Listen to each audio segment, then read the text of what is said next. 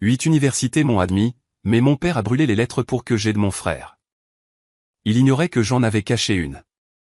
5 ans plus tard, je reviens riche, dans une voiture et un costume qu'ils ne pourront jamais s'offrir. Je m'appelle Chloé Dupont. J'ai 23 ans.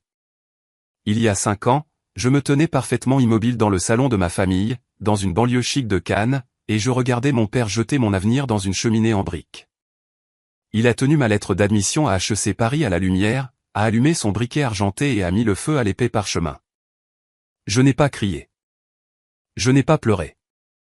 J'ai simplement regardé les bords se recroqueviller en cendres noires pendant que ma mère se tenait silencieusement derrière lui, tenant les 7 autres enveloppes restantes. « Tu restes à la maison pour aider ton frère à réussir », a dit mon père, Richard. Il a jeté le papier en flammes sur les bûches et a attrapé l'enveloppe de Sciences Po. Ensuite, Charles a besoin d'une maison calme pour lancer son entreprise.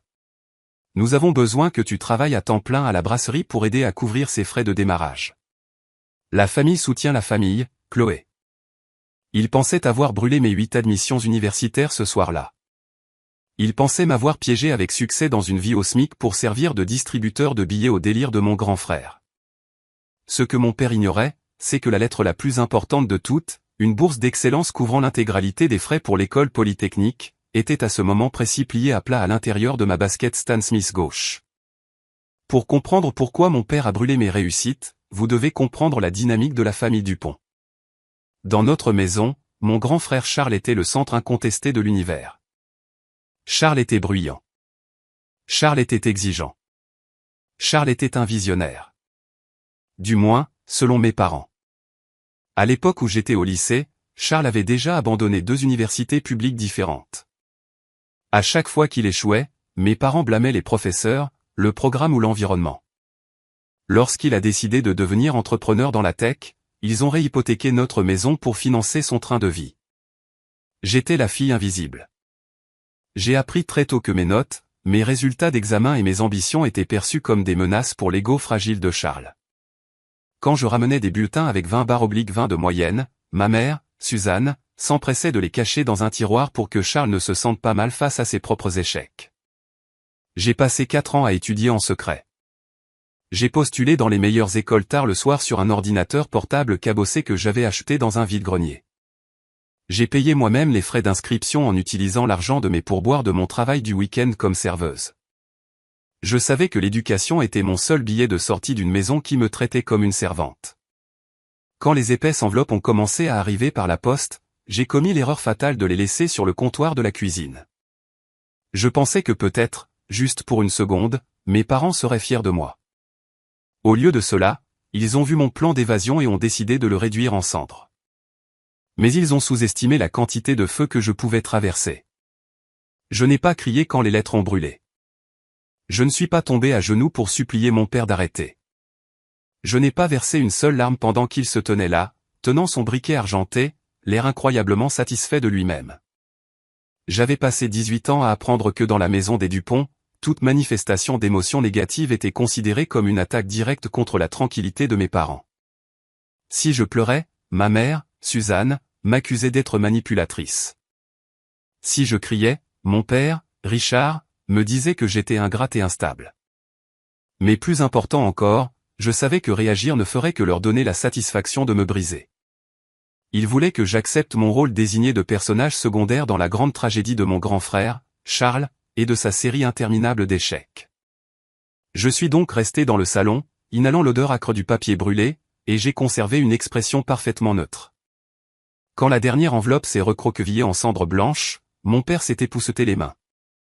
Il m'a fait un signe de tête paternel et sévère, comme s'il venait de me rendre un énorme service.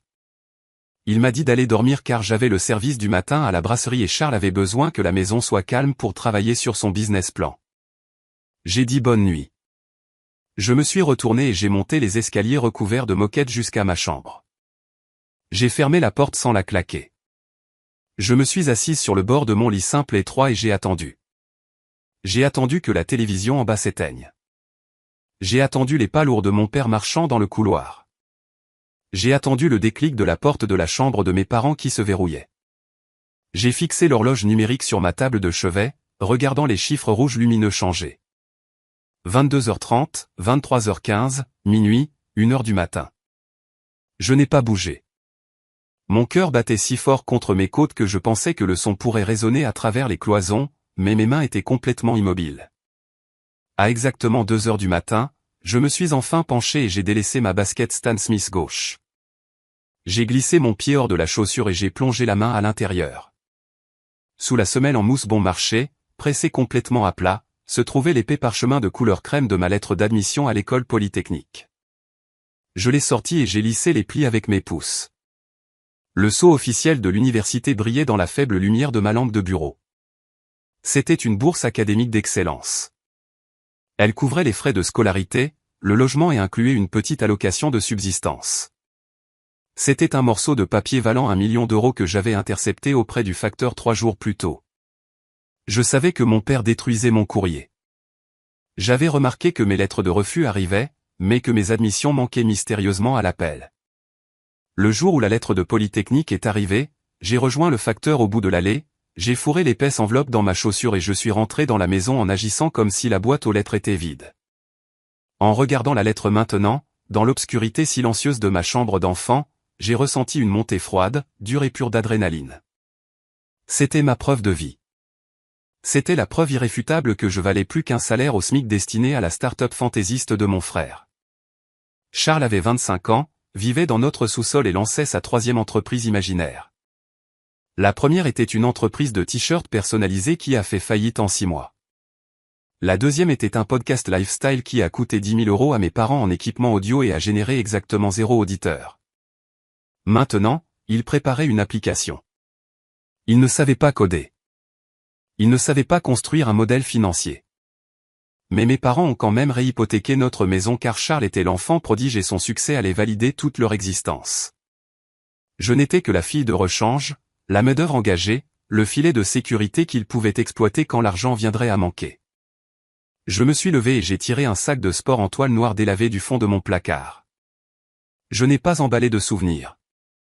Je n'ai pas pris de photos, ni de peluches d'enfance, ni d'albums de lycée. J'ai emballé 3 jeans, 5 chemises, des sous-vêtements, des chaussettes et mon ordinateur portable cabossé. Je suis allé à ma commode et j'ai ouvert le tiroir du bas. J'ai plongé la main tout au fond et j'ai sorti une paire de chaussettes d'hiver enroulées. À l'intérieur, il y avait 400 € en espèces. C'était l'argent de l'obtention de mon diplôme envoyé par des parents éloignés. Ma mère m'avait explicitement dit de remettre tout cadeau de diplôme pour le fonds du ménage, ce qui était sa façon polie de dire que cela servirait à rembourser les dettes de carte de crédit de Charles. J'avais menti en lui disant que je n'avais reçu que des cartes de vœux. J'ai enfoui les 400 € au fond de la poche de mon jean. J'ai mis une veste sombre et j'ai passé le sac de sport sur mon épaule. J'ai regardé la pièce une dernière fois. Et je suis descendu à pas de loup, en retenant mon souffle. Les lames du parquet grinçaient doucement, mais le bruit des ronflements de mon père masquait le son. Je suis descendu en retenant mon souffle. Je suis entré dans la cuisine. Le clair de lune filtrait à travers les stores, projetant de longues ombres sur le sol en lino. J'ai retiré les clés de la maison de mon trousseau. Je les ai placées délicatement sur l'îlot de la cuisine, juste à côté de la machine à café où mon père les trouverait en se réveillant pour servir à Charles son café du matin. Le cliquetis métallique des clés frappant le plan de travail en granit fut le son le plus définitif que j'ai jamais entendu. Je suis sorti par la porte de derrière et j'ai marché dans l'air frais de la nuit de la Côte d'Azur. La gare routière était à 5 km, dans le quartier commercial. Je n'ai pas appelé de taxi. Je ne voulais pas de traces numériques et je devais conserver chaque euro que je possédais. J'ai commencé à marcher. Je suis passé devant les pelouses bien entretenues et les garages pour 2 voitures de mon quartier de banlieue. J'ai regardé les fenêtres sombres des maisons, me demandant combien d'autres familles cachaient leur pourriture derrière leurs portes d'entrée fraîchement peintes. L'effort physique de porter un sac de sport lourd pendant 5 km n'était rien comparé au poids mental que je laissais derrière moi. Chaque pas qui m'éloignait de cette maison me donnait l'impression de me débarrasser d'une couche de plomb lourd. Au moment où j'ai atteint la gare routière, il était presque 4 heures du matin. La station était baignée d'une lumière fluorescente crue et vacillante. Ça sentait le café rassis, le diesel et le désespoir. Je me suis approché du guichet. L'employé m'a regardé avec des yeux complètement indifférents. J'ai demandé le prochain billet aller simple pour Paris. Il a tapé sur son clavier et m'a dit que c'était 95 €. J'ai décollé les billets de ma liasse d'espèces et je les ai glissés sous la paroi de verre. Il m'a tendu un billet en papier et a pointé la porte 4. Le trajet en bus a duré 14 heures angoissantes. J'étais assise près de la fenêtre à l'arrière, regardant la campagne française, la vallée du Rhône et la Bourgogne défiler derrière la vitre sale. Le moteur grondait sous moi, vibrant à travers mes os. Des passagers montaient et descendaient à des arrêts aléatoires. Certaines personnes dormaient. D'autres se disputaient au téléphone. Je suis resté parfaitement éveillé. Je n'ai pas pleuré une seule fois. Pleurer est un luxe réservé aux personnes qui ont un filet de sécurité pour les rattraper quand elles s'effondrent. J'étais en chute libre totale. Si je me brisais, il n'y aurait absolument personne pour ramasser les morceaux. Alors, j'ai concentré mon esprit sur la survie. J'ai visualisé le plan de Paris. J'ai mémorisé les itinéraires de métro que j'avais étudiés. J'ai transformé ma colère en une arme solide, un bouclier que je pourrais porter dans la ville. Mais aucune dose de visualisation ne pouvait me préparer à la réalité de la descente de ce bus à la gare routière de Bercy à Paris. Au moment où les portes automatiques se sont ouvertes, j'ai été frappé par un mur physique de bruit, d'odeur et de vitesse humaine pure. Des milliers de personnes se déplaçaient avec une détermination agressive. Les taxis klaxonnaient à l'extérieur. Les bâtiments dominaient les rues, bloquant le soleil et transformant les avenues en de profonds canyons de béton. Je me suis tenu sur le trottoir, serrant fermement la lanière de mon sac de sport. J'ai ressorti ma lettre d'admission pour me rappeler pourquoi j'étais ici. J'avais la bourse. J'avais l'admission. Mais en regardant les petits caractères, la première vague de véritable panique m'a frappé. La bourse couvrait le logement, mais le jour de l'emménagement dans les résidences universitaires n'était prévu que dans 2 semaines. J'étais complètement seul dans la ville la plus chère du pays avec 300 € en poche. Je n'avais pas d'appartement. Je n'avais pas de garant. Je n'avais pas de contact d'urgence. Ma famille biologique pensait probablement que j'étais morte dans un fossé quelque part. Et pire, ils se sentaient probablement soulagés de ne plus avoir à me nourrir. J'ai réalisé très vite que la bataille n'était pas terminée juste parce que j'avais échappé au salon de mon père. En fait, la guerre ne faisait que commencer. Je devais trouver comment survivre les 14 prochains jours dans les rues de Paris sans me faire dévorer toute crue. Et je devais le faire tout en maintenant les notes requises pour conserver ma bouée de sauvetage d'1 million d'euros. J'ai pris une grande inspiration de l'air épais rempli de gaz d'échappement, j'ai jeté mon sac sur mon épaule et j'ai marché droit dans le chaos. Les 14 premiers jours à Paris avant l'ouverture officielle des résidences universitaires furent une masterclass de pur désespoir humain. Je passais mes nuits assise dans une brasserie ouverte 24h24 en banlieue, à Saint-Denis, sirotant une seule tasse de café noir à 2 € jusqu'à ce que la serveuse ait pitié de moi et cesse de me demander de partir. Je dormais par courtes périodes paranoïaques, les bras étroitement enroulés autour de mon sac de sport en toile. Je me lavais le visage et me brossais les dents dans les toilettes publiques de la gare routière. Je mangeais du pain nature et je calculais exactement combien de calories j'avais besoin pour simplement continuer à avancer. J'étais absolument terrifié. Mais sous la terreur se trouvait un noyau métallique brûlant de pure défiance. Je n'allais pas craquer. Si mon père voulait que j'échoue pour que mon frère puisse briller, j'allais m'assurer que ma réussite les aveuglerait tous. Quand le jour de l'emménagement est enfin arrivé, j'ai franchi les portes en fer forgé du campus de l'école polytechnique, me sentant comme une usurpatrice qui avait réussi à contourner les agents de sécurité. Le campus était magnifique. C'était une forteresse immaculée d'architecture imposante avec de vastes pelouses vertes. Mais le contraste entre ma réalité et celle de mes camarades de classe était complètement suffocant. Je regardais les parents décharger des SUV de luxe flambant neufs, sortant de la literie de créateurs, des mini-réfrigérateurs et des ordinateurs portables hors de prix. Des mères pleuraient et serraient leurs filles dans leurs bras. Des pères prenaient des photos remplies de fierté. J'ai marché seul jusqu'à ma chambre universitaire attribuée, portant le même sac de sport délavé que j'avais fait dans le noir. Il me restait exactement 42 € à mon nom. Je savais que la bourse d'excellence couvrait mes frais de scolarité et ma chambre, mais elle ne couvrait pas le coût physique pour rester en vie en région parisienne. Les manuels scolaires coûtaient des centaines d'euros. La nourriture était brutalement chère. Le métro était une ponction quotidienne. Dans les 48 heures suivant mon arrivée sur le campus, j'ai trouvé 2 emplois. Je travaillais de nuit à la bibliothèque principale du campus, de minuit à 6 heures du matin, rangeant les livres retournés et remettant en ordre les salles d'études. Ensuite, je dormais exactement 2 heures avant de marcher 3 pâtés de maison jusqu'à un café près du campus où je faisais le service du matin de 8 heures à midi, servant des expressos à des professionnels fortunés et impatients. Après ça, j'allais en cours. L'épuisement physique était profond. Il y avait des jours où mes mains tremblaient tellement à cause de la caféine et du manque de sommeil que je pouvais à peine lire mes propres notes de cours. Mais peu importe à quel point mes os me faisaient souffrir, l'épuisement n'était rien comparé au poids psychologique étouffant de ma maison d'enfance. Dans ma chambre d'étudiante, j'étais fatigué, mais j'étais libre. Je n'avais pas à marcher sur des œufs autour d'un homme adulte piquant une crise de colère parce que son entreprise tech imaginaire faisait faillite. Je n'avais pas à écouter ma mère lui trouver des excuses. Mais je ne pouvais pas complètement échapper à la réalité de ce qui se passait dans le Sud. Même si j'avais changé de numéro de téléphone, je consultais encore occasionnellement les profils publics sur les réseaux sociaux de ma famille élargie, juste pour voir le naufrage lent que j'avais laissé derrière moi. Charles vivait toujours dans le sous-sol. Il avait abandonné son idée de podcast et s'investissait désormais totalement dans le développement d'une application qui participait à l'évaluation communautaire de nourriture de luxe pour chiens. C'était une idée complètement inutile sur un marché saturé. Mais mes parents traitaient la chose comme s'ils venaient de guérir une maladie majeure.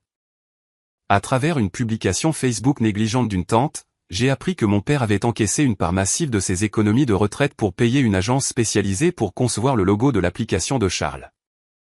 Je me suis assise dans la bibliothèque du campus à 3 heures du matin, fixant le solde de mon compte bancaire, qui était actuellement de 18 €, et j'ai pensé à mon père remettant nonchalamment 50 000 € pour le dessin numérique d'un os pour chien. C'est à ce moment précis, assise sous les lumières fluorescentes crues, entourée de milliers de livres, qu'une réalisation terrifiante m'a envahi. Survivre n'allait pas suffire.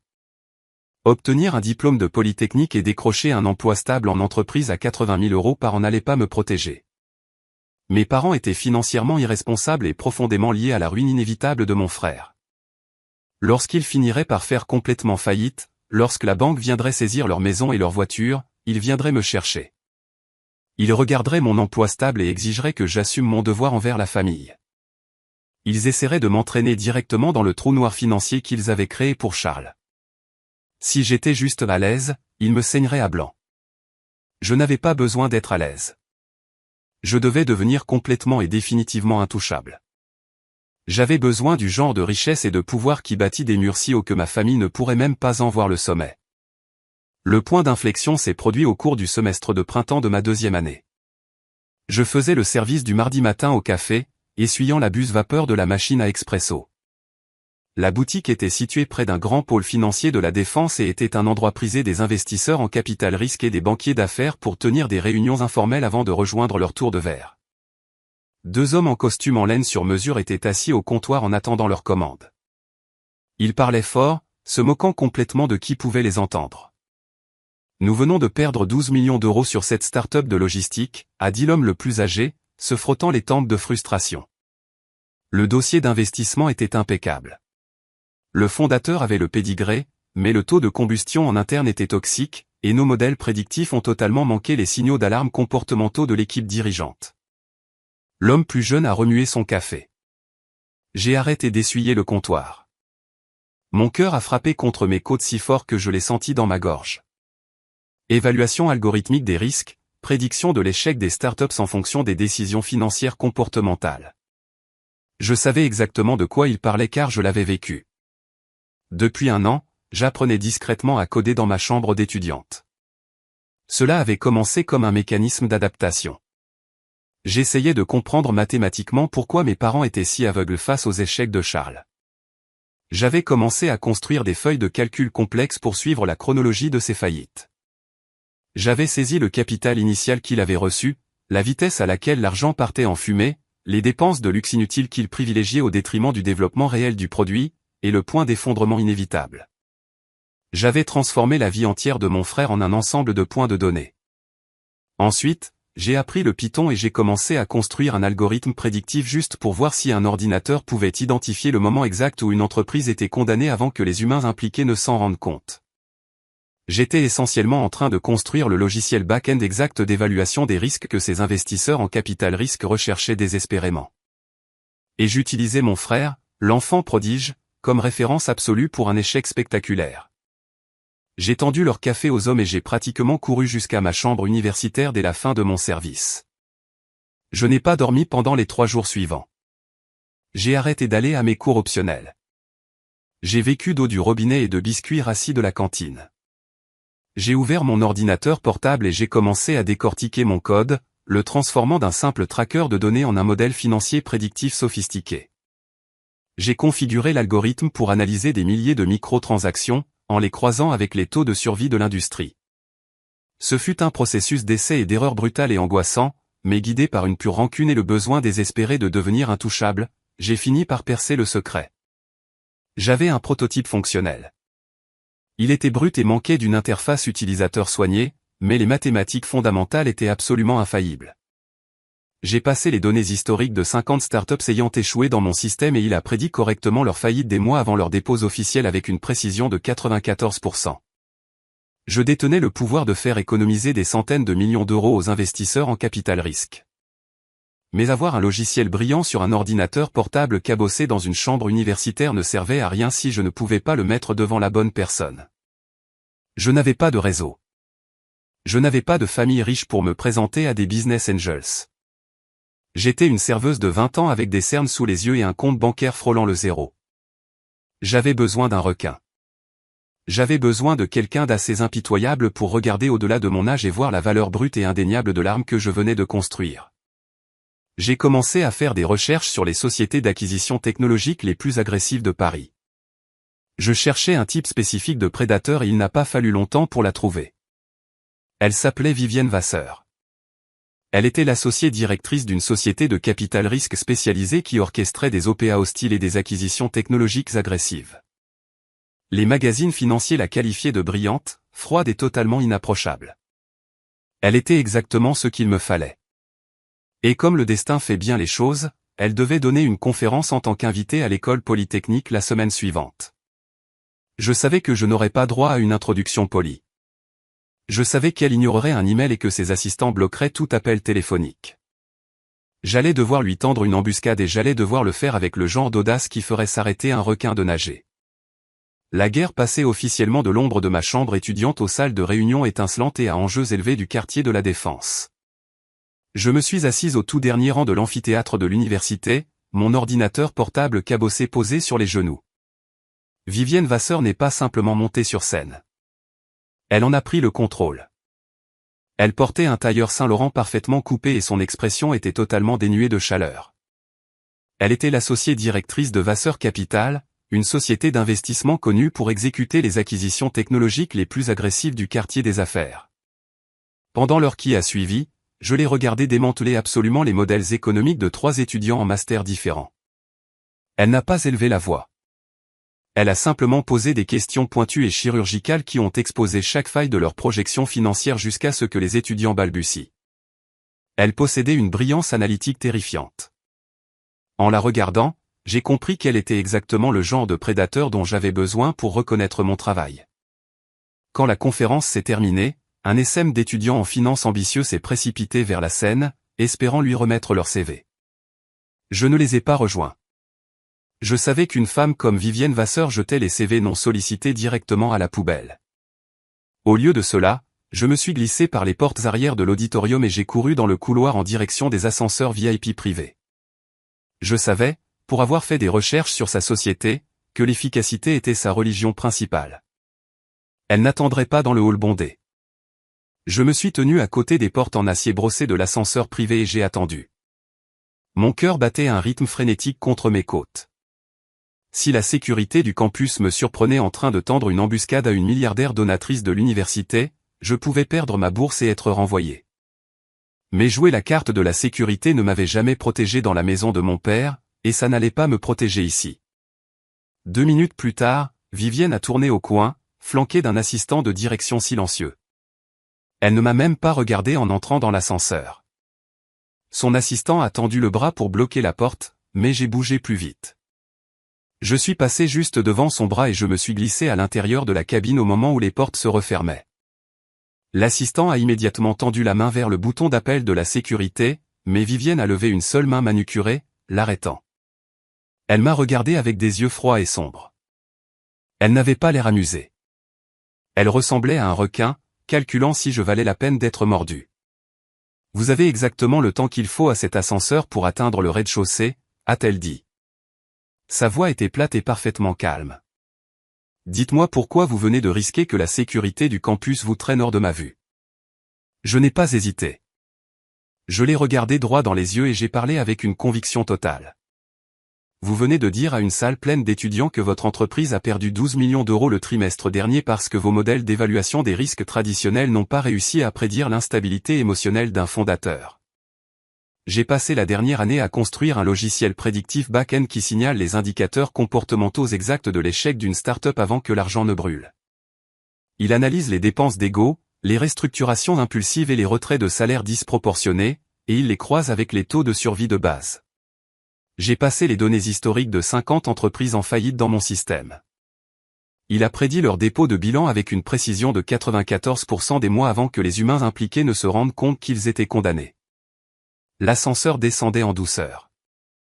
Vivienne n'a pas scié. Elle m'a simplement dévisagé, analysant chaque mot que je venais de prononcer. Qui a financé vos recherches, a-t-elle demandé. Personne, ai-je répondu. L'ascenseur a sonné, indiquant que nous avions atteint le rez-de-chaussée. Les portes se sont ouvertes, révélant le hall animé de l'université. Vivienne n'est pas sortie. Elle s'est tournée vers son assistant et lui a dit d'annuler son déjeuner d'affaires. Puis elle s'est tournée vers moi. Montrez-moi le code, a-t-elle ordonné. Nous nous sommes assises à une petite table dans le coin d'un café calme du campus. J'ai ouvert mon ordinateur bon marché et je l'ai guidé à travers l'algorithme. Je lui ai montré les points de données, les déclencheurs comportementaux et la chronologie prédictive. Pendant 45 minutes, elle m'a posé les questions financières les plus brutales et complexes que j'ai jamais entendues. J'ai répondu à chacune d'elles sans que ma voix ne tremble. Quand elle a finalement fermé mon ordinateur, elle s'est adossée à sa chaise. Vous avez une interface utilisateur terrible, a-t-elle dit franchement. Le code est brut et la sécurité de votre serveur est pratiquement inexistante. Mais les mathématiques sont absolument terrifiantes. Vous avez la faim de quelqu'un qui a été affamé. Je vous offre un stage rémunéré dans mon cabinet à partir de demain matin. Vous travaillerez directement sous les ordres de mon équipe d'analyse de données pour affiner ce logiciel. Si vous craquez sous la pression, je vous renvoie. Si vous réussissez, nous parlerons d'action. Ce stage est devenu le creuset qui a forgé tout mon avenir. Pendant les 2 années suivantes, j'ai vécu dans un état d'épuisement hautement fonctionnel. Je travaillais chez Vasseur Capital 70 heures par semaine tout en conservant ma bourse à Polytechnique. J'ai arrêté de dormir plus de 3 heures par nuit. J'ai cessé d'avoir une vie sociale. J'existais entièrement grâce à l'expresso et au désir ardent de construire ma forteresse. Vivienne était un mentor impitoyable. Elle exigeait la perfection absolue. Si je faisais une erreur dans un modèle financier, elle le mettait en pièces et m'obligeait à recommencer de zéro. Mais contrairement à ma mère qui m'ignorait, ou à mon père qui me sabotait activement, Vivienne exigeait la perfection parce qu'elle croyait réellement que j'étais capable de l'atteindre. Pour la première fois de ma vie, un adulte m'a regardé et a vu un potentiel illimité au lieu d'un fardeau. Au moment où j'ai eu 22 ans, le logiciel était terminé. Nous l'avions testé avec succès en temps réel aux côtés de l'équipe traditionnelle d'évaluation des risques de Vasseur Capital. Mon algorithme a signalé avec succès 3 investissements catastrophiques, permettant à la société d'économiser plus de 40 millions d'euros en dettes toxiques. J'étais assise dans l'immense bureau d'angle de Vivienne avec vue sur les toits de Paris quand elle a fait glisser un lourd document juridique sur son bureau en verre. C'était une lettre d'intention. Vasseur Capital proposait de financer la création de mon entreprise de logiciels avec 2 millions d'euros de fonds initiaux. Je conserverais 60% de la propriété et la société de Vivienne prendrait 40% en fournissant l'infrastructure de l'entreprise. C'était le genre de contrat dont rêvaient les jeunes fondateurs de la tech. Mais une condition massive et inflexible était attachée à l'argent. Vous ne pouvez pas diriger une entreprise de technologie financière de plusieurs millions d'euros entre vos cours d'université, a dit Vivienne en se servant un verre d'eau pétillante. Si vous signez ce contrat, vous devez abandonner Polytechnique. Vous devez vous consacrer à cet empire à plein temps. Je suis resté parfaitement immobile, fixant le contrat. Pour accepter l'offre, je devais abandonner la bourse d'excellence couvrant tous les frais que j'avais sortis en douce de la maison de mon père, cachée dans ma chaussure. Cette lettre d'admission avait été ma seule preuve de valeur. Elle avait été ma porte de sortie. Abandonner l'école signifiait jeter le filet de sécurité même pour lequel j'avais tout sacrifié. Mais en regardant Vivienne, j'ai réalisé que s'accrocher à un filet de sécurité n'est qu'une autre façon de planifier une chute. Je ne voulais plus être en sécurité. Je voulais devenir celle qui fait les rois. J'ai pris le lourd stylo en argent sur son bureau et j'ai signé mon nom sur la ligne pointillée. Abandonner l'une des écoles les plus prestigieuses de France pour devenir la PDG de ma propre entreprise d'analyse prédictive a été la décision la plus terrifiante et la plus exaltante de ma vie. Avec le soutien agressif de Vivienne et mon algorithme infaillible, notre entreprise a explosé. En 12 mois, nous vendions des licences du logiciel à 3 des plus grandes banques d'investissement de la Bourse de Paris. Les chiffres d'affaires étaient vertigineux. J'ai quitté mon petit appartement et j'ai acheté un vaste penthouse dans le Triangle d'Or. J'ai acheté des tailleurs sur mesure qui coûtaient plus cher que ce que mon père gagnait en un mois. À mon 23e anniversaire, mon entreprise a été officiellement acquise par un énorme conglomérat bancaire mondial pour 15 millions d'euros. J'ai conservé mon siège au conseil d'administration et Vivienne a fait de moi la plus jeune associée junior de l'histoire de sa société de capital risque. J'avais réussi à construire ma forteresse. J'étais une multimillionnaire vivant dans les nuages, entouré d'une famille de cœurs composée de personnes brillantes et impitoyables qui respectaient mon esprit. Je m'étais complètement effacé du radar de ma famille biologique. Je n'appelais jamais. Je n'écrivais jamais. J'existais comme un fantôme dans leur monde. Mais alors que j'atteignais le sommet absolu de la chaîne alimentaire financière, ma famille dans le sud s'approchait rapidement du bord d'un précipice. Grâce à une discrète vérification des antécédents effectués par l'un de mes détectives privés, j'ai découvert la chronologie exacte de leur ruine. L'application de nourriture de luxe pour chiens de Charles était un échec spectaculaire et catastrophique. Il avait dilapidé chaque euro que mes parents lui avaient donné. Il avait contracté des prêts commerciaux prédateurs massifs et mon père s'était aveuglément porté garant pour tous ces prêts en utilisant leur maison de banlieue comme garantie. La banque rôdait. La dette était totalement ingérable. Ils étaient à quelques semaines d'une faillite totale et d'une saisie immobilière. Ils n'avaient plus l'argent des autres. Ils étaient désespérés, terrifiés et à la recherche d'un miracle. Et comme le destin l'a voulu, mon frère, l'enfant prodige, s'apprêtait à soumettre aveuglément une demande de financement désespérée à une société de capital risque notoirement agressive de Paris. Il n'avait aucune idée que l'associée silencieuse qui examinait son échec catastrophique était la sœur exacte qu'il avait chassée au milieu de la nuit. La collision était enfin là. Je me suis assise dans mon bureau au mur de verre au 42e étage dominant les toits de la Défense, et j'ai fixé la couverture glacée du dossier d'investissement posé sur mon bureau. Il était relié dans un cuir lourd et onéreux avec le logo de l'entreprise gravé à la feuille d'or. L'entreprise s'appelait Aristochien. C'était la grande vision de l'avenir de mon frère Charles. J'ai lentement tourné les pages épaisses de la présentation, lisant un modèle économique qui était si fondamentalement défectueux qu'il en devenait presque comique.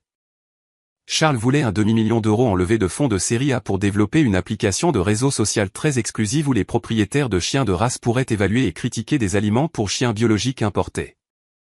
C'était un concept totalement inutile dans un marché déjà saturé. Il n'avait aucune base d'utilisateurs actifs. Il n'avait aucune technologie exclusive.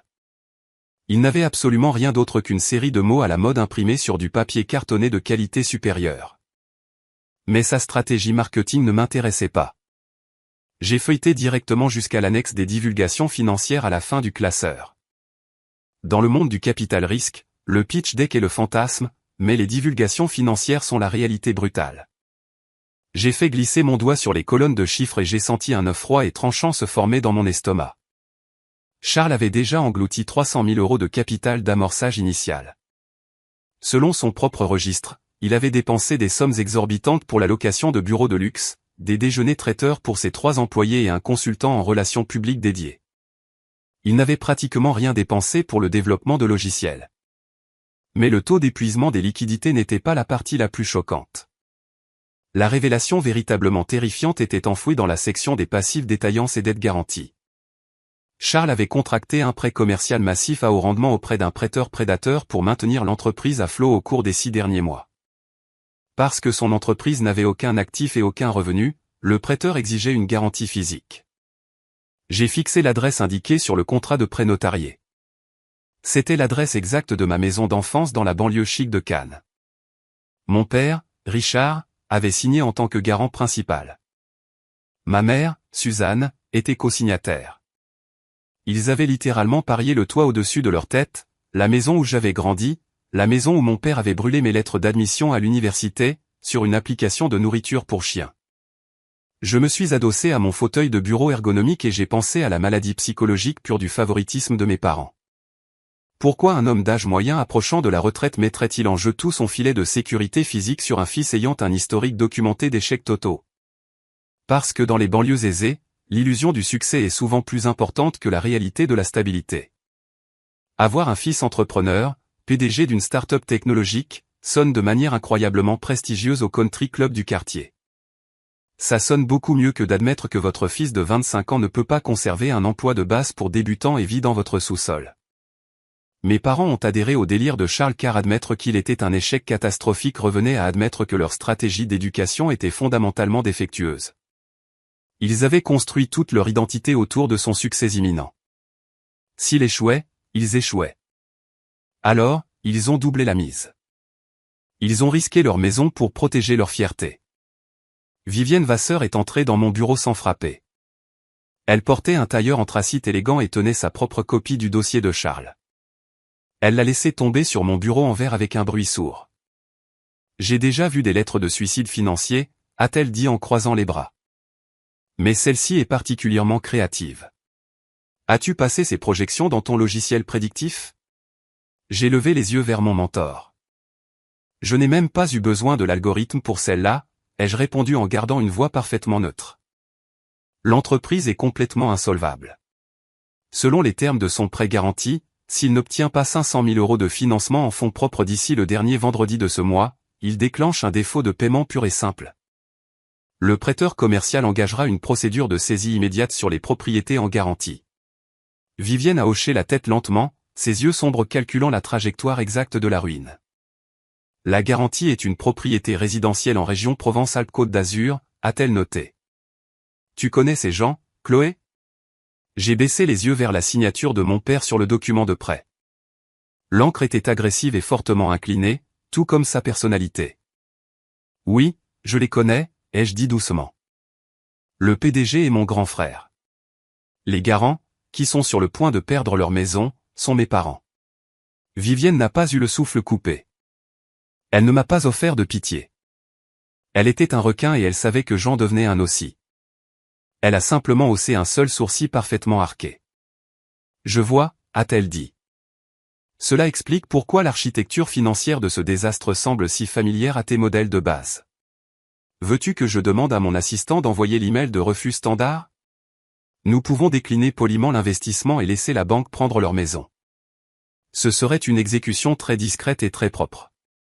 J'ai regardé par les immenses baies vitrées les immenses canyons de béton de Paris. Une exécution discrète et propre était exactement ce qu'il méritait. J'aurais pu autoriser l'email de refus sur le champ. J'aurais pu laisser le système bancaire automatisé détruire leur vie pendant que je sirotais un café glacé dans mon Penthouse. Mais un email est invisible. Un email permet au destinataire de créer sa propre narration. Si j'envoyais un email de refus, mon père trouverait un moyen de blâmer l'industrie du capital risque. Il dirait à ses amis du country club que les élites parisiennes ne comprenaient tout simplement pas la vision brillante de son fils. Il n'assumerait jamais la responsabilité de l'incendie qu'il avait allumé. J'ai repensé à la nuit où j'ai quitté le Sud. J'ai repensé à ma présence dans le salon, inhalant l'odeur du papier brûlé, regardant ma lettre d'admission à HEC se transformer en cendres. Mon père m'avait regardé droit dans les yeux et m'avait dit que j'étais obligé de sacrifier mon avenir pour que mon frère puisse réussir. J'ai réalisé à ce moment-là qu'une exécution discrète ne suffirait pas. J'avais besoin que mon père me regarde dans les yeux quand ses illusions voleraient en éclats. J'avais besoin qu'il sache exactement qui tenait le marteau. Non, ai-je dit en me tournant vers Vivienne. N'envoie pas l'email de refus. Approuve-les pour le prochain tour. Je veux que tu invites le PDG et son équipe dirigeante à une réunion de présentation en personne ici, à notre siège. Vivienne a penché la tête, étudiant mon visage avec un mélange de curiosité professionnelle et de profond amusement. Tu veux les faire venir dans le bâtiment, a-t-elle demandé. Tu veux t'asseoir à une table de conférence et écouter ton frère présenter une application de nourriture pour chiens pendant que tes parents regardent? Ils ne présenteront pas leur projet au conseil d'administration général, ai-je expliqué, mon esprit construisant rapidement le piège. Quand ton assistant enverra l'invitation, dis-leur qu'ils ont contourné le processus d'examen standard. Dis-leur que leur pitch a été sélectionné pour une présentation exclusive à l'associé silencieux de la firme. Ils penseront avoir touché le gros lot. Ils penseront qu'un business angel milliardaire veut leur faire un chèque en blanc. Ils dépenseront leurs tout derniers euros pour s'envoler vers Paris et réserver une chambre d'hôtel de luxe parce qu'ils croiront avoir enfin gagné. Vivienne a souri. C'était le sourire froid et terrifiant qu'elle n'utilisait que juste avant de détruire une entreprise rivale lors d'un rachat d'entreprise. Tu vas les laisser marcher jusqu'à l'abattoir avant d'allumer la lumière, a-t-elle dit. Exactement, ai-je répondu. La réunion a été fixée au mardi suivant à 10 heures du matin. Pendant les 5 jours qui ont suivi, j'ai méticuleusement préparé l'embuscade. Je ne me suis pas contenté de lire le dossier d'investissement de Charles. J'en ai fait une arme. J'ai passé chaque transaction du grand livre de son entreprise dans mon logiciel d'analyse prédictive. L'algorithme a mis en pièces son modèle économique. Il a signalé la location de voitures de luxe qu'il avait déguisées en véhicules de marketing d'entreprise, et a mis en évidence les dîners coûteux dans des restaurants de viande haut de gamme qu'il avait passés en frais d'acquisition de clients, bien qu'il n'ait absolument aucun client. J'ai cartographié la géométrie exacte de sa fraude financière. J'ai imprimé les visualisations de données et je les ai organisées dans d'élégants dossiers noirs. Je n'allais pas seulement rejeter son financement. J'allais démanteler son ego de manière chirurgicale devant l'homme qui l'avait encouragé. Le matin de la présentation, je me suis réveillé à 5 heures. Je me suis tenu devant les miroirs en pied de mon pantouse du triangle d'or et j'ai évalué mon reflet. Je ne ressemblais pas à la fille terrifiée de 20 ans qui était arrivée à la gare routière avec un sac de sport et 400 euros. Je ressemblais à une associée junior d'une impitoyable société de capital risque parisienne. J'ai choisi un tailleur blanc immaculé sur mesure. Il était structuré, net et ne pardonnait aucun défaut. C'était le genre de tailleur qui impose le respect dans une pièce dès que vous franchissez la porte. Je l'ai associé à un chemisier en soie et à la montre Cartier à 10 000 euros que Vivienne m'avait offerte lors de l'acquisition de mon logiciel. Je m'habillais pour des funérailles. Je suis arrivé dans le bâtiment de Vasseur Capital avec 1 heure d'avance. Je suis entré dans la salle de conférence principale à l'étage de la direction. La pièce était intimidante à dessein. Elle comportait une immense table de conférence en acajou poli entourée de chaises en cuir noir. Le mur du fond était entièrement en verre, offrant une vue plongeante et vertigineuse sur les rues en contrebas. J'ai pris place tout au bout de la table, me positionnant de manière à ce que la lumière naturelle des fenêtres me plonge dans l'ombre lorsque les portes s'ouvriraient. J'ai placé le dossier noir contenant l'autopsie financière de Charles parfaitement centré sur le bois devant moi. À 10 heures précises, la voix de la réceptionniste a grésillé sur l'interphone de mon bureau. Madame Dupont, a-t-elle dit. L'équipe de direction d'Aristochien est arrivée pour sa présentation avec l'associé silencieux. Faites-les entrer, ai-je répondu. Ma voix était aussi froide et claire que la glace en hiver. J'ai croisé les mains, les posant sur le dossier noir. J'ai entendu les pas lourds s'avancer dans le couloir moquetté. J'ai entendu la voix tonitruante de mon père résonner avec assurance pendant qu'il parlait à la réceptionniste. Il avait l'air exactement le même, arrogant, plein de certitude et complètement ignorant du fait qu'il marchait droit dans un piège conçu par la fille qu'il avait jetée. Les lourdes portes en verre de la salle de conférence se sont déverrouillées avec un déclic et se sont lentement ouvertes. Je me suis assise en bout de l'immense table de conférence en acajou et j'ai attendu que le piège se referme. La pièce était parfaitement silencieuse, à l'exception du léger bourdonnement du système de climatisation et du tic-tac régulier de la montre Cartier à mon poignet gauche. J'avais positionné ma chaise en cuir spécifiquement pour que le soleil du matin, se reflétant sur les gratte-ciel parisiens voisins, me projette en silhouette partielle. C'est une tactique d'intimidation classique que j'ai apprise en regardant Vivienne démanteler des cadres rivaux. Vous aveuglez légèrement votre adversaire avec l'éblouissement tout en gardant votre propre visage entièrement illisible. J'ai lissé les revers de mon tailleur blanc. Mon rythme cardiaque était stable, à 60 battements par minute au repos.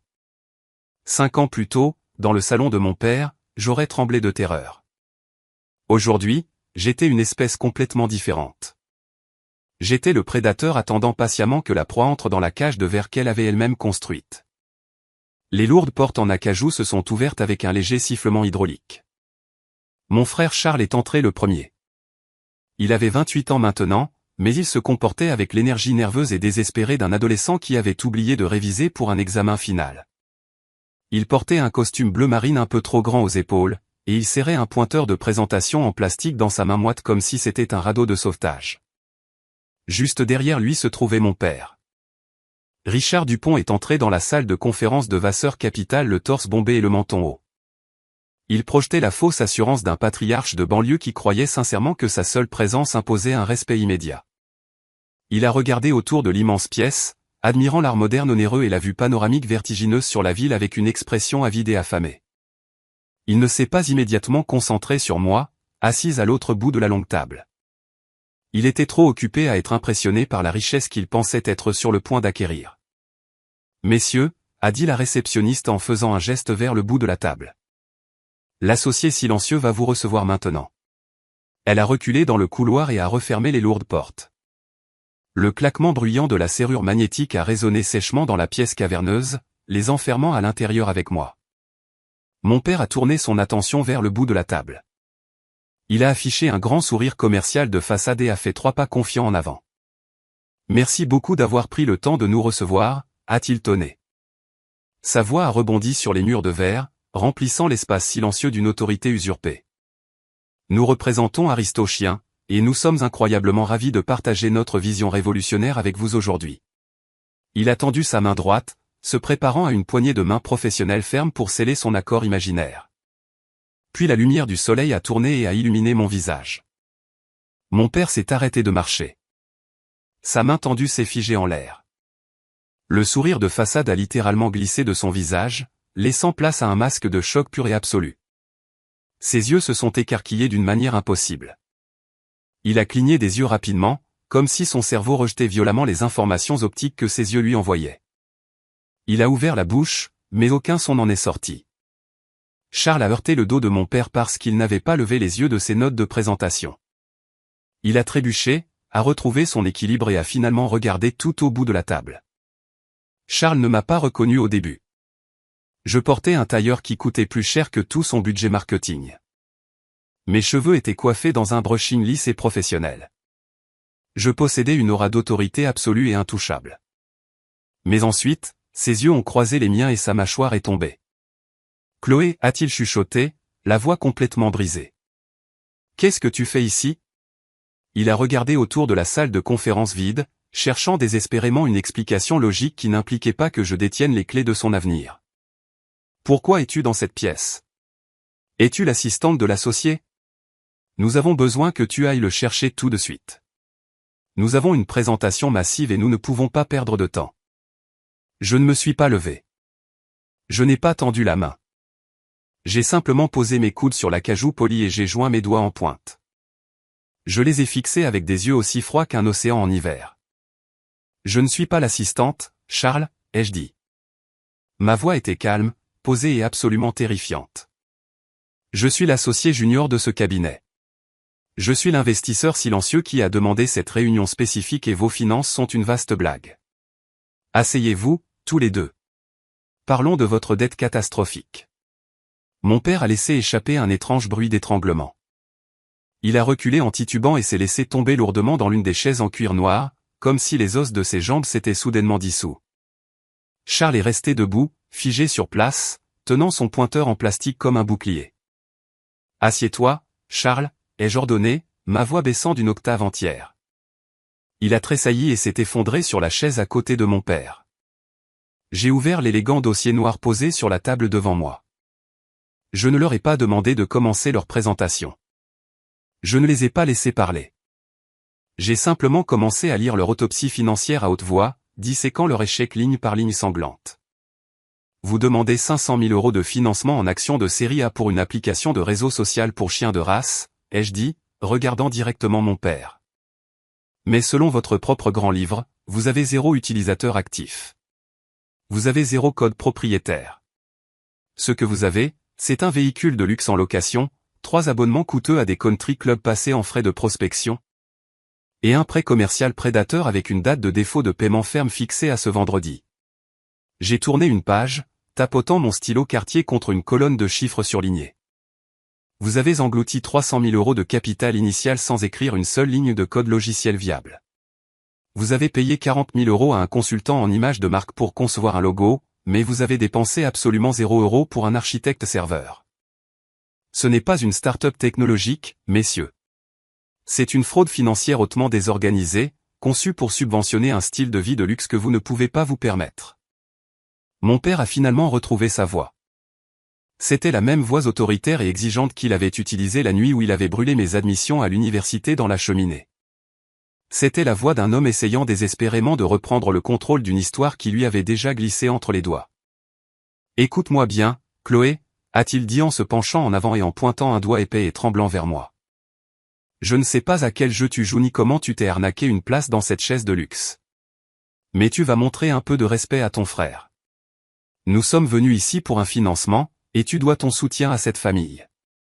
Tu as toujours été égoïste et jalouse de Charles. Maintenant, tu vas autoriser cet investissement ou je vais sortir de cette pièce, parler à ton patron et te faire virer sur le champ. » J'ai regardé son doigt pointé. Je n'ai absolument rien ressenti. Ni peur, ni intimidation, juste une pitié clinique et froide pour un homme qui ne réalisait pas qu'il était déjà mort. J'ai levé une seule main manucurée, le réduisant au silence instantanément. « Ce n'est pas ton salon, Richard, » ai-je dit froidement. « C'est ma salle de conférence. Tu ne donnes pas d'ordre ici. Tu ne fixes pas les règles. Tu n'as pas le droit de piquer une crise quand la réalité refuse de se plier à tes illusions. Tu es assis dans un bâtiment que je contribue à contrôler, à demander de l'argent que je gère personnellement, et tu supplies parce que tu es un échec financier spectaculaire. » J'ai fermé le dossier noir avec un claquement sec et violent qui les a fait sursauter tous les deux sur leur chaise. Tu t'es porté garant d'un prêt commercial toxique à haut rendement en utilisant ta maison de banlieue comme garantie pour financer une application pour nourriture pour chiens, ai-je continué. Quand tu déclencheras le défaut de paiement vendredi, le prêteur commercial va prendre ta maison. Ils prendront tes voitures. Ils liquideront tes comptes retraite. Tu es entièrement et complètement en faillite. Tu as brûlé mon avenir pour le garder au chaud, et maintenant vous allez tous les deux mourir de froid. La réalité absolue de mes paroles a finalement percé l'épaisse muraille d'arrogance de mon père. La fausse assurance s'est complètement vidée de lui, laissant derrière elle un vieil homme terrifié. Il a regardé le dossier fermé sur la table, puis a levé vers moi des yeux larmoyants et désespérés. « Chloé, je t'en prie », a-t-il supplié, sa voix soudain aiguë et fluette. « Tu ne peux pas nous faire ça. Tu ne peux pas nous laisser perdre la maison. Nous sommes ta famille. Nous t'avons élevé. Tu dois aider ton frère. Il a juste besoin d'un peu plus de temps pour faire fonctionner tout ça. Nous te rembourserons. Je te promets que nous te rembourserons. » Charles pleurait ouvertement maintenant, s'essuyant le nez avec le dos de la manche de son costume bon marché. Il ressemblait à un petit enfant qui venait de faire tomber sa glace sur le trottoir. Je me suis levé de ma chaise, boutonnant la veste de mon tailleur blanc. « Je n'ai à faire absolument rien, » ai-je dit, les regardant de haut depuis le bout de la table. « Il y a 5 ans, tu m'as jeté parce que tu pensais que j'étais un fardeau. Tu as brûlé mes lettres d'admission parce que tu voulais m'utiliser comme distributeur de billets pour subventionner son échec. Eh bien, je viens d'auditer son succès. Il ne vaut absolument rien. Votre demande de financement est officiellement refusée. Vous pouvez trouver la sortie de mon bâtiment tout seul. » Je leur ai tourné le dos et je suis sorti de la salle de conférence, laissant mon père et mon frère complètement paralysés dans le silence étouffant de leur propre ruine. Mais refuser officiellement leur financement et laisser une banque commerciale anonyme les expulser était beaucoup trop clément. Une saisie bancaire anonyme permettrait à mon père de jouer les victimes. Il blâmerait l'économie. Il blâmerait le système financier impitoyable. Il devait comprendre le coût exact et spécifique de ce qu'il m'avait fait. Je suis allé directement dans mon bureau privé, j'ai décroché le téléphone sur mon bureau et j'ai composé la ligne directe du gestionnaire de patrimoine personnel de Vivienne. Je lui ai donné l'ordre de contacter immédiatement le prêteur commercial qui détenait la créance garantie sur la maison de mes parents. Je lui ai dit de racheter la totalité de la dette en utilisant une société écran que je contrôlais personnellement. Je n'allais pas laisser une banque sans visage prendre leur maison. J'allais le faire moi-même. 2 jours plus tard, j'ai fait un petit sac de voyage et j'ai réservé un vol en première classe pour l'aéroport de Nice. Je retournais dans le sud, et j'apportais le feu avec moi. J'avais regardé mon père et mon frère trébucher hors de la salle de conférence comme deux hommes venant de survivre à un violent accident de voiture, pour réaliser qu'ils étaient encore en train de se vider de leur sang. Ils ne m'ont pas dit un mot de plus. Ils n'ont pas crié, menacé ou exigé le respect comme ils le faisaient quand je vivais sous leur toit. Le poids suffocant de ma richesse et la réalité absolue de leur faillite leur avaient coupé le souffle. Les lourdes portes en acajou s'étaient refermées derrière eux, les scellant hors de ma forteresse et les renvoyant dans les rues impitoyables de Paris. J'étais resté assise au bout de la table de conférence pendant un long moment, parfaitement immobile, écoutant le bourdonnement du système de climatisation.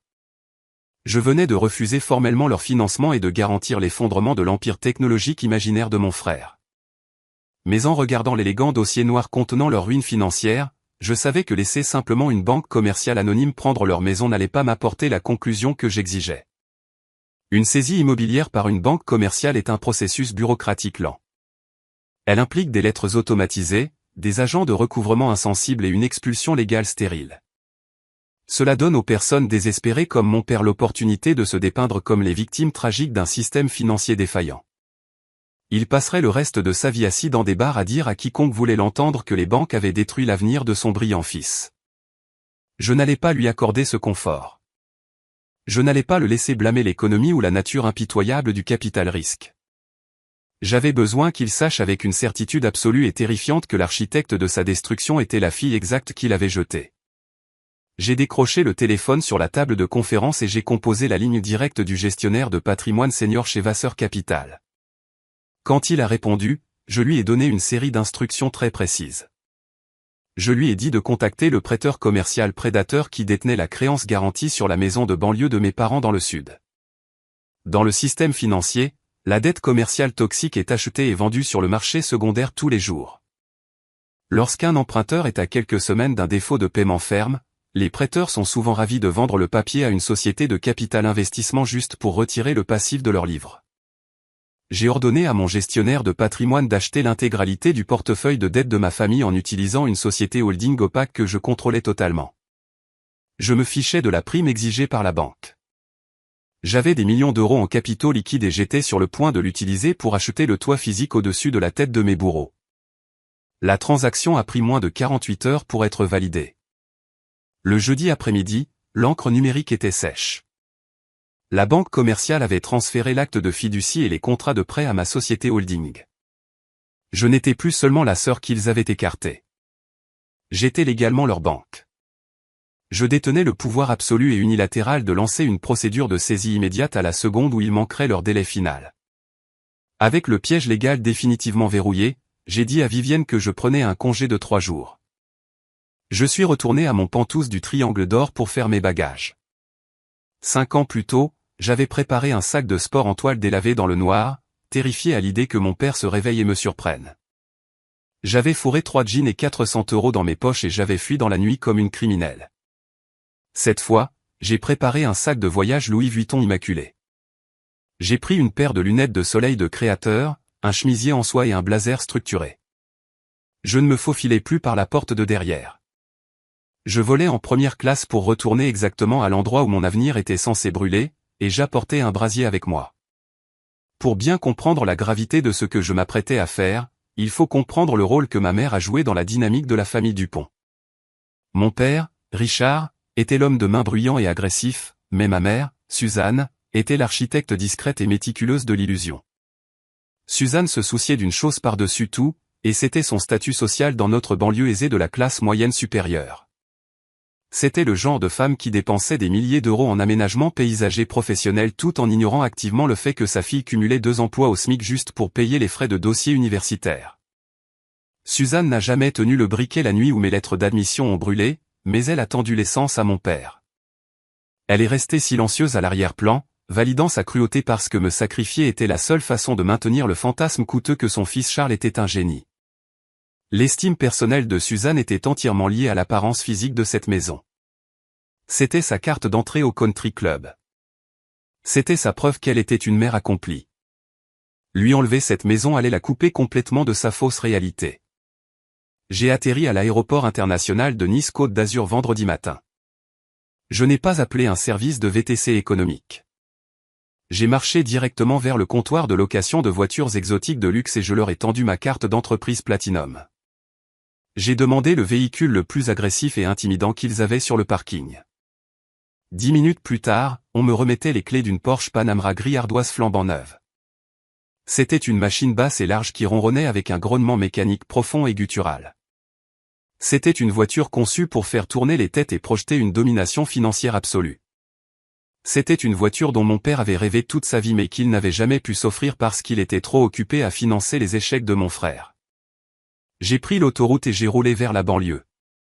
Le paysage physique de mon enfance défilait derrière les vitres teintées. Je suis passé devant la brasserie où j'avais l'habitude d'enchaîner les doubles services en sentant la graisse et le café bon marché. Je suis passé devant la bibliothèque municipale où je me cachais de ma famille pour étudier pour mes examens de fin d'année. Chaque coin de rue renfermait un souvenir d'épuisement et d'anxiété. Mais alors que je serrais le volant en cuir de la Porsche, ces souvenirs ne faisaient plus mal. Ils ressemblaient juste à des scènes d'un film sur une fille qui n'existait plus. J'avais conquis cette ville le jour où je l'avais quittée, et maintenant je revenais simplement pour récupérer mon butin. J'ai tourné dans mon ancienne rue. Le quartier était exactement comme dans mes souvenirs. Des maisons bourgeoises à 2 étages, des pelouses vertes parfaitement entretenues et des SUV de luxe garés dans de larges allées. Mais alors que j'approchais lentement de l'adresse de mon enfance, le contraste est devenu flagrant. La maison de mes parents se démarquait comme une dent pourrie dans un sourire parfait. L'hémorragie financière de l'entreprise de Charles avait clairement eu un impact physique sur la propriété. La peinture blanche sur le revêtement en bois s'écaillait en larges bandes disgracieuses. Les gouttières s'affaissaient. La pelouse de devant, autrefois immaculée, était envahie par les mauvaises herbes et parsemée de taches brunes. Ils avaient complètement manqué d'argent pour maintenir l'illusion. J'ai garé la Porsche gris ardoise directement dans l'allée. Je ne me suis pas garé dans la rue. J'ai roulé droit sur leur béton, revendiquant l'espace avec le ralenti bruyant et palpitant du moteur de la voiture de sport. Ma mère, Suzanne, se tenait dans le jardin de devant, près des marches du Porsche. Elle tenait un tuyau d'arrosage en plastique vert, arrosant de manière apathique une rangée d'hortensias bruns complètement morts.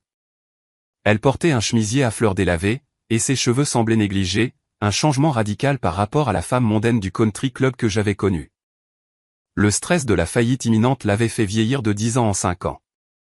Lorsqu'elle a entendu le grognement agressif du moteur de la Porsche, elle a cessé d'arroser. Elle est restée parfaitement immobile, fixant la machine à 100 000 € garée dans son allée délabrée. Elle pensait probablement que c'était un cadre de banque ou un agent de recouvrement de luxe venant finaliser la ruine de sa famille. Elle avait l'air terrifiée, reculant vers les marches en bois du Porsche comme si elle essayait de se cacher derrière les buissons morts. J'ai coupé le moteur. Le silence soudain dans le quartier résidentiel était lourd et électrique. J'ai ouvert la lourde porte côté conducteur et j'ai posé le pied sur le béton. Je portais un pantalon ajusté beige immaculé, un chemisier en soie crème et la montre Cartier à 10 000 € brillait à mon poignet. J'ai remonté mes lunettes de soleil de créateur, les reposant parfaitement sur le dessus de mes cheveux lisses. J'ai fermé la porte de la voiture avec un bruit sourd et onéreux et je me suis tourné pour faire face à la femme qui avait regardé ma lettre d'admission à HEC se transformer en cendres sans dire un seul mot. Suzanne m'a dévisagé. Ses yeux ont fait l'aller-retour entre le capot poli de la Porsche, mes vêtements de créateur et se sont finalement posés sur mon visage. Le cerveau humain est un mécanisme fascinant lorsqu'il est confronté à des informations impossibles.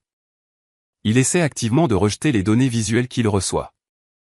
Suzanne a plissé les yeux et sa bouche s'est légèrement ouverte alors que son esprit luttait pour réconcilier la prédatrice riche et puissante qui se tenait dans son allée avec la fille invisible, bouc émissaire, qu'elle avait rejetée il y a 5 ans. Elle a fait un pas tremblant vers la Porsche. J'ai pu voir le moment exact où les rouages de son esprit sont passés d'une terreur absolue à une étincelle soudaine, désespérée et terrifiante d'espoir. Elle pensait probablement que j'avais eu un énorme changement de cœur après le massacre de la salle de conférence à Paris. Dans sa logique maternelle tordue, elle croyait probablement que j'avais pris l'avion jusqu'à la Côte d'Azur dans une voiture de sport à 100 000 € pour m'excuser auprès de mon père et offrir à mon frère un renflouement de plusieurs millions.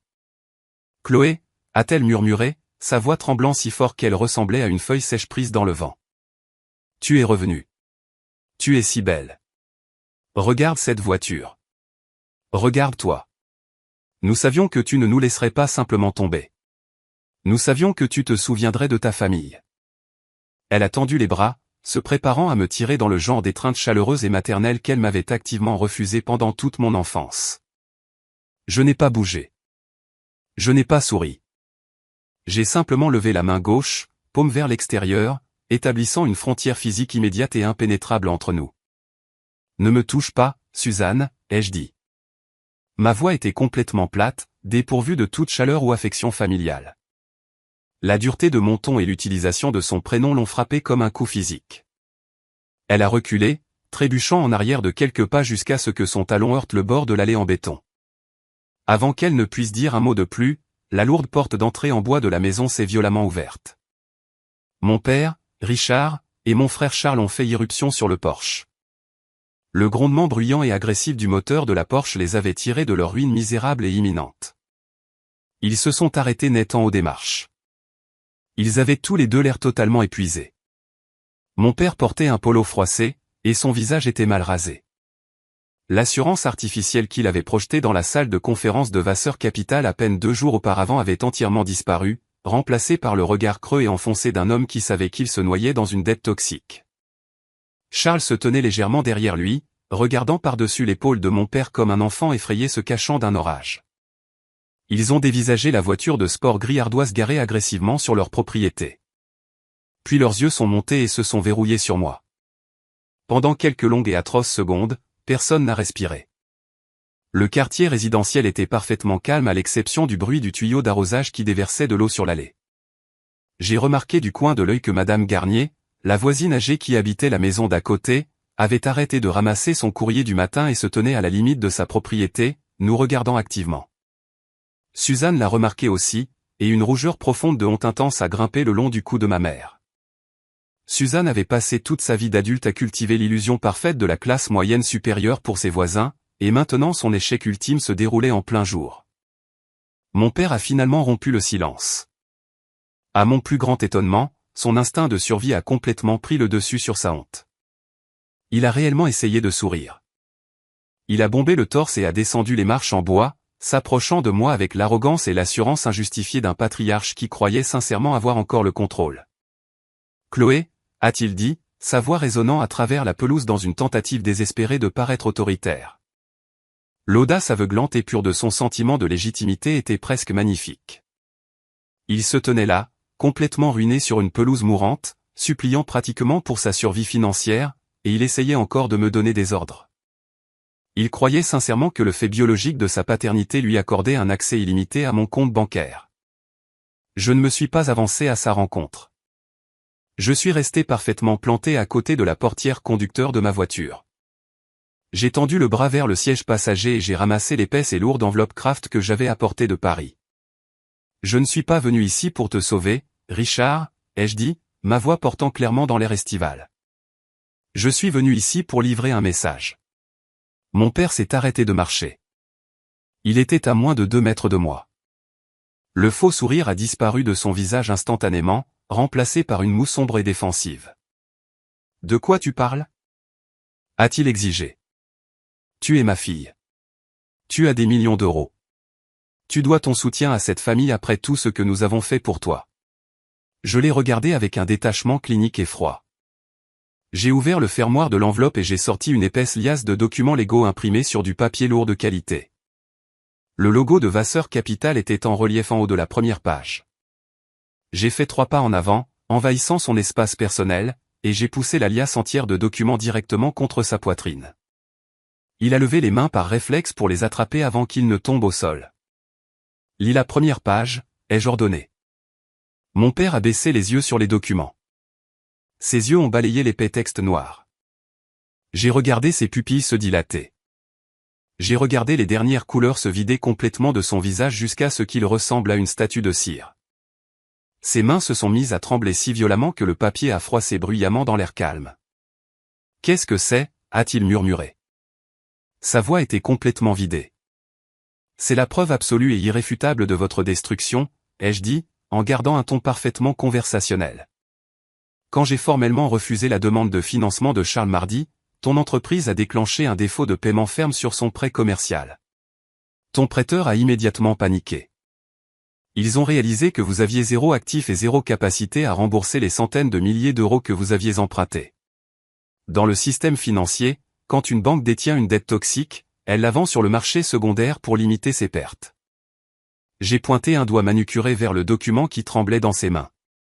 J'ai donné l'ordre à mon gestionnaire de patrimoine de contacter ton prêteur. J'ai utilisé une société holding que je contrôle personnellement pour acheter l'intégralité de votre portefeuille de dette avec une prime. J'ai acheté le billet à ordre. J'ai acheté l'acte de fiducie. J'ai acheté l'hypothèque sur cette propriété. Suzanne a laissé échapper un halètement aigu et étranglé derrière lui. Charles a agrippé la rambarde en bois du porche, ses jointures devenant entièrement blanches. Mon père a levé les yeux des papiers.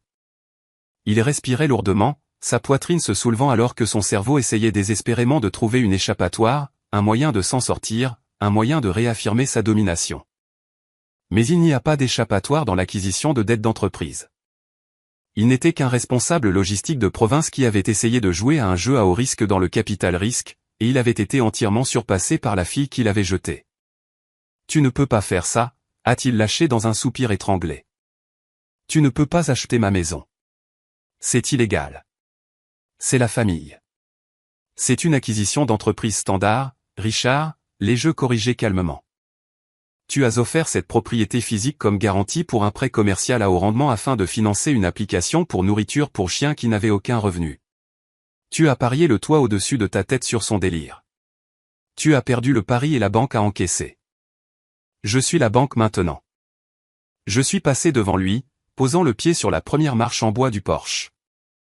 J'ai levé les yeux vers la grande baille vitrée qui donnait directement sur leur salon. J'ai fixé la cheminée en briques qui s'élevait au-dessus de la ligne de toit. Il y a 5 ans, ai-je dit, ma voix résonnant avec une finalité absolue. Tu te tenais dans ce salon exact avec un briquet argenté. Tu as brûlé ma lettre d'admission à HEC. Tu as brûlé Sciences Po. Tu as brûlé tout ce pourquoi j'avais travaillé parce que tu m'as dit que je devais sacrifier mon avenir pour que Charles puisse avoir une maison calme pour construire son empire. Tu m'as dit que je n'étais rien d'autre qu'un personnage secondaire dans son histoire.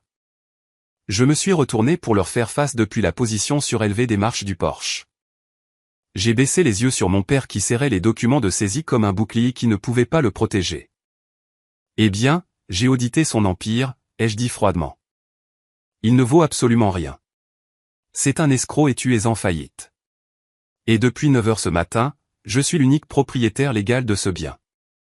Le silence qui a suivi était absolu. Le quartier était devenu complètement immobile. Mes parents et mon frère étaient enfin piégés dans une réalité dont ils ne pouvaient pas s'extraire par des mensonges. Mais exposer les faits n'était que la première partie du règlement de compte. La véritable dévastation était sur le point de commencer, car ils ne comprenaient toujours pas exactement ce que ma propriété signifiait pour leur avenir immédiat. Et alors que ma mère s'effondrait à genoux sur l'herbe mourante, pleurant de façon hystérique, je me préparais à poser l'ultime limite définitive qui couperait nos liens pour toujours. Suzanne était à genoux sur le béton mouillé. L'eau du tuyau d'arrosage tombé imbibait son chemisier à fleurs onéreux, mais elle ne semblait même pas le remarquer.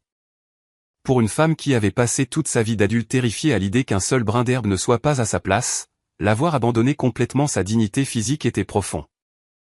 Elle a tendu la main vers mon pantalon beige. J'ai fait un pas délibéré en arrière, gardant mes chaussures entièrement hors de sa portée. Suzanne a commencé à supplier. Elle a dit qu'elle était désolée. Elle a dit qu'elle ne savait pas à quel point mon père me traitait mal. C'était la lâcheté ultime. Même maintenant, face à une ruine financière absolue, elle essayait de réécrire l'histoire pour se faire passer pour la victime. Je l'ai regardée de haut et je lui ai calmement rappelé que c'était elle qui lui avait tendu les 7 autres enveloppes. C'était elle qui m'avait dit que j'étais égoïste de vouloir faire des études. Je lui ai dit que son silence était tout aussi violent que son briquet, et que je les tenais tous les deux également responsables des cendres. Richard serrait toujours les documents de saisie contre sa poitrine comme un gilet pare-balles qui avait déjà failli. Il regardait la paperasse, puis me regardait. Son cerveau essayait désespérément de calculer un moyen de sortir d'un piège aux mâchoires d'acier. Richard était un homme qui avait passé sa vie entière à malmener les guichetiers de banque, les mécaniciens et les serveuses. Il avait l'habitude d'utiliser sa voix forte et sa posture agressive pour forcer le monde à lui accorder des délais et des faveurs. Il a suggéré un plan de remboursement. Il a dit qu'il sortirait de sa retraite.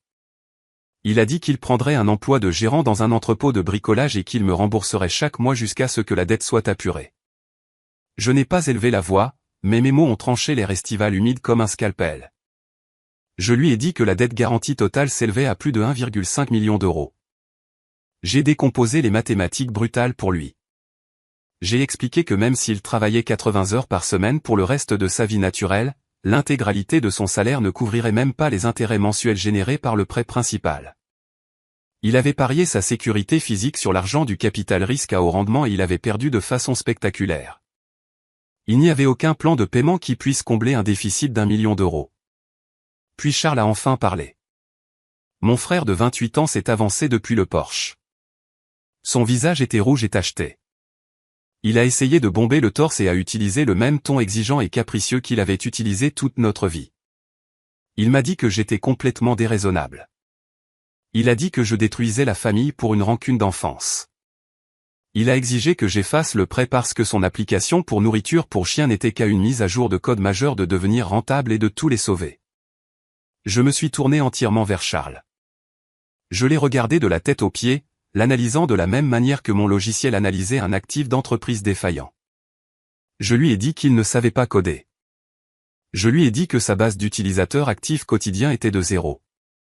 J'ai révélé que j'avais vu l'intégralité de son registre d'entreprise pendant l'audit. Je lui ai dit que je savais qu'il avait dépensé 20 000 euros de l'argent du prêt pour des vacances de luxe à Monaco déguisées en événement de réseautage. Je savais pour la voiture de sport de location coûteuse qu'il cachait dans un parking du centre-ville. Je lui ai dit qu'il n'était pas un brillant entrepreneur tech. Il n'était qu'un voleur terrifié dans un costume bon marché, volant l'argent de ses propres parents pour faire semblant d'être important. Charles a fermé la bouche. Il n'avait absolument aucune défense. L'illusion était complètement brisée. Dans le monde réel, en dehors de la bulle protectrice de cette maison de banlieue, son incompétence était flagrante et mathématiquement prouvée. J'ai glissé la main dans l'enveloppe Kraft qui reposait toujours sur le siège passager de ma voiture et j'en ai sorti une seule feuille de papier jaune vif. C'était un avis officiel de 30 jours pour libérer les lieux.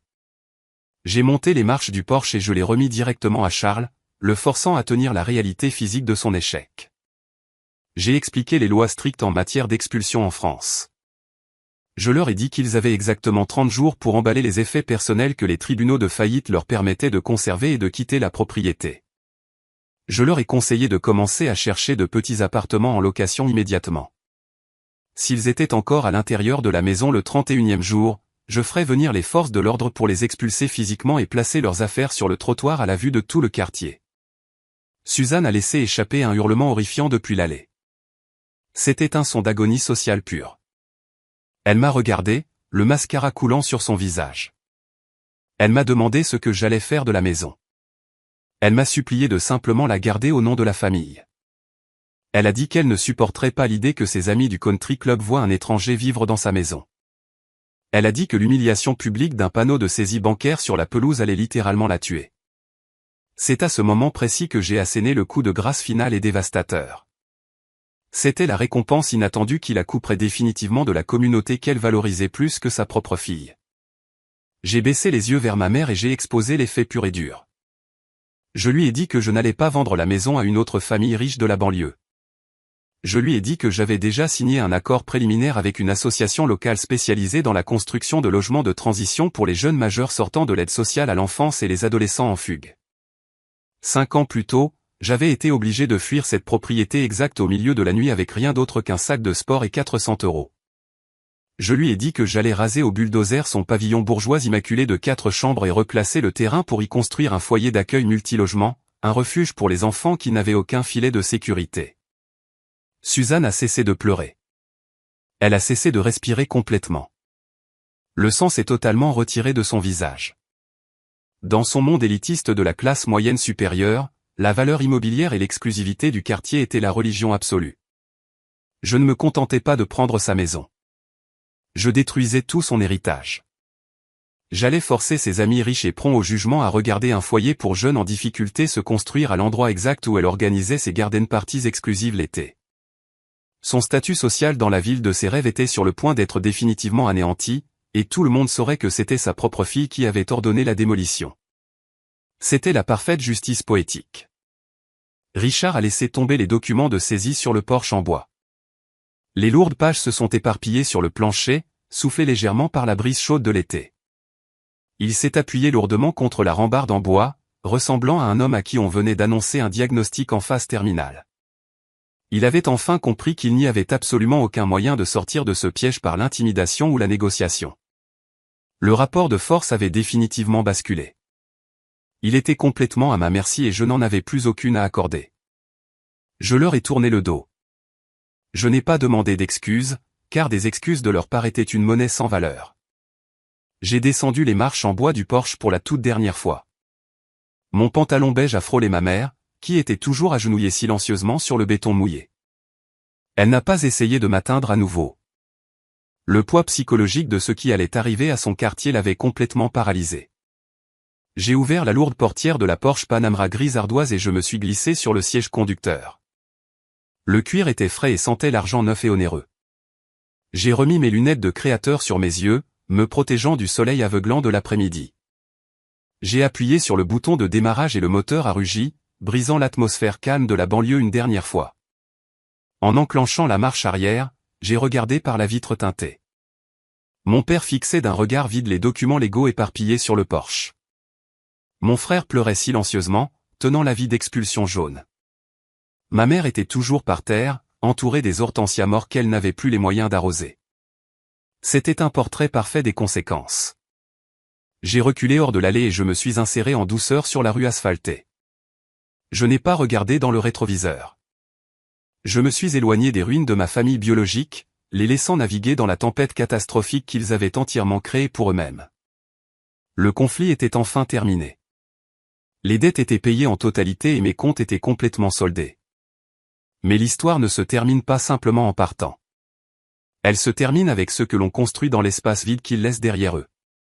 Les gens me demandent constamment si j'ai ressenti la moindre once de culpabilité en m'éloignant de ma maison d'enfance cet après-midi-là. Ils se demandent si, en regardant à travers les vitres teintées de cette voiture de sport et en voyant ma mère pleurer de façon impuissante sur l'allée en béton mouillé, j'ai remis en question mes actions. Ils demandent si j'ai déjà envisagé de faire demi-tour et de leur offrir une fraction de ma richesse juste pour apaiser leur souffrance. La réponse est absolument non. La culpabilité est une émotion strictement réservée aux personnes qui ont une dette ou qui ont causé un préjudice intentionnel et injuste. Je ne devais absolument rien à ma famille biologique. Ils ont passé 18 ans à me traiter comme une ressource jetable, comme une servante non rémunérée entièrement conçue pour subventionner les délires de mon grand frère. Je ne les ai pas détruits activement. Je me suis simplement écarté du chemin et je leur ai permis de subir les conséquences naturelles et exactes de leurs propres décisions financières horribles. Alors que je conduisais la Porsche vers l'autoroute en direction de l'aéroport, la sensation physique dans mon corps n'était pas du regret. C'était un sentiment de légèreté profond et écrasant. La pression atmosphérique lourde et suffocante de la dynamique de la famille Dupont s'était enfin complètement évaporée de ma vie. J'ai rendu la voiture de location au terminal de l'aéroport et j'ai embarqué sur mon vol en première classe pour Paris. J'ai bu un verre d'eau pétillante, j'ai regardé les nuages se dissiper au-dessus de la campagne française, et j'ai refermé le livre de mon enfance pour toujours. Je sais que beaucoup de gens font de grandes menaces dramatiques dans le feu d'une dispute émotionnelle et ne vont jamais jusqu'au bout. Mais je suis une architecte d'algorithmes et je fonctionne strictement sur la précision des données et l'exécution. Je ne fais pas de menaces en l'air. Exactement 30 jours après avoir remis cet avis d'expulsion jaune à mon frère sur le porche, mon équipe privée de sécurité d'entreprise et les forces de l'ordre local sont arrivées sur la propriété pour s'assurer que les lieux étaient complètement libérés. Mes parents et Charles étaient entièrement partis.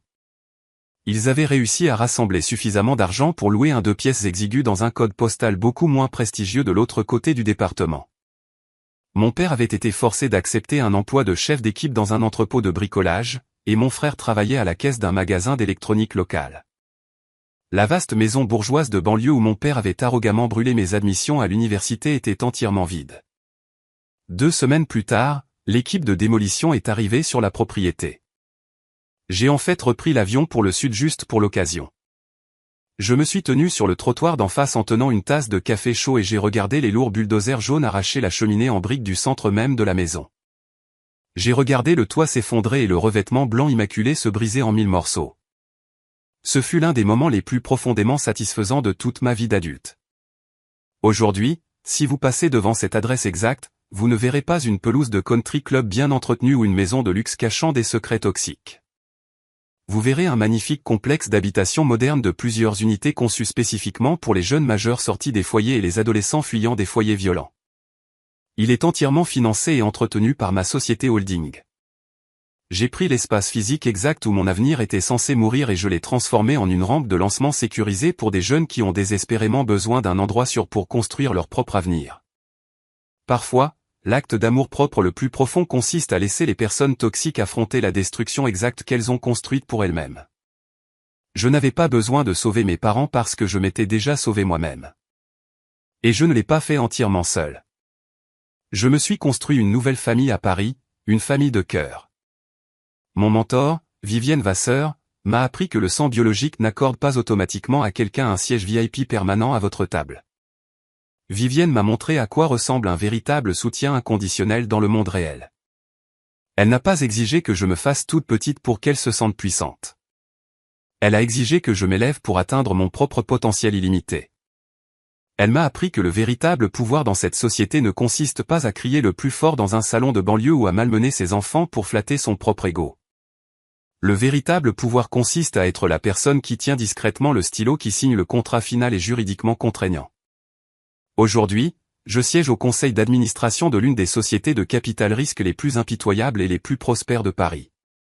Je suis entouré de personnes brillantes et motivées qui célèbrent mes victoires et stimulent mon esprit. Je suis respecté. Je suis valorisé. Et je suis totalement intouchable. Quand on grandit comme le bouc émissaire désigné dans un système familial toxique, il est incroyablement facile d'intérioriser leur maltraitance. Pendant des années, quand j'étais adolescente, je croyais honnêtement que j'étais la cause profonde du problème.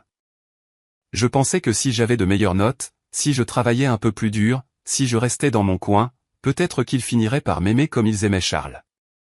Mais en regardant ma famille à travers le prisme clinique et objectif de la rétrospective adulte, je comprends enfin la réalité psychologique de ce qu'ils faisaient.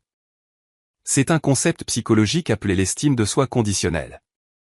Mes parents étaient des personnes profondément précaires et terrifiées qui utilisaient mon frère comme un objet brillant pour distraire le monde de leur propre médiocrité profonde.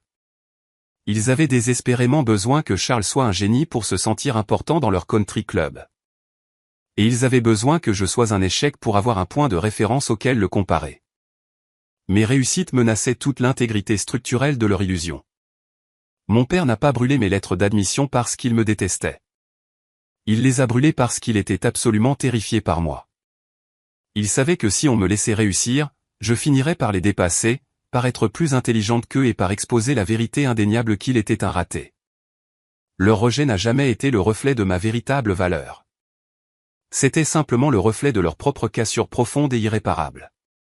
Si vous regardez cette vidéo en ce moment et que vous êtes actuellement coincé dans une maison où vos réussites sont activement ignorées et où vos limites sont constamment bafouées, j'ai besoin que vous m'écoutiez très attentivement.